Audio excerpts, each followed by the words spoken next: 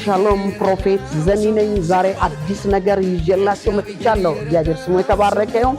እግዚአብሔር ቃል ኢዮብ መጽሐፍ ምዕራፍ 36 ከቁጥር 22 ላይ እንደዚህ ይላል፣ እግዚአብሔር በኃይሉ ከፍ ያለውን ነገር ያደርጋል ተብሎ እንደተጻፈ እቺስ የእግዚአብሔር ጣት ናት። ዓለም አቀፍ ቤተክርስቲያን አዲስ አበባ ላይ ታላቅ ኃይልን የመቀበልና የመነቃቃት ኮንፈረንስ በዕለቱ ተዘጋጅቷል።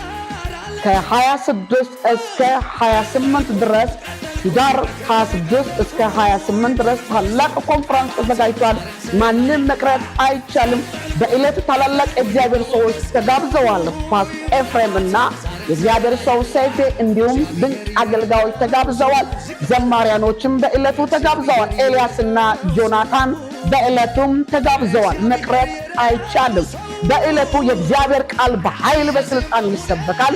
እግዚአብሔር ሰዎች በአምልኮ እግዚአብሔር መንፈስን ከፍ የሚያደርጉበትና የመንፈስ ቅዱስ ሙላትና ኃይልን የመቀበል ጊዜና ለበሽተኞች የሚጸለይበት ጊዜ፣ መርገም የሚሰበርበት ጊዜ፣ የአጋንንት እስራት ውስጥ ያሉት ነፃ የሚወጡበት ጊዜ፣ የተለያየ እንቆቅልሽ ውስጥ ላሉት እንቆቅልሽ የሚፈታበት ጊዜ እግዚአብሔር ድንቅ ጊዜ በዕለቱ ሰጥቶናል። በዕለቱ ማንም መቅረት አይቻልም።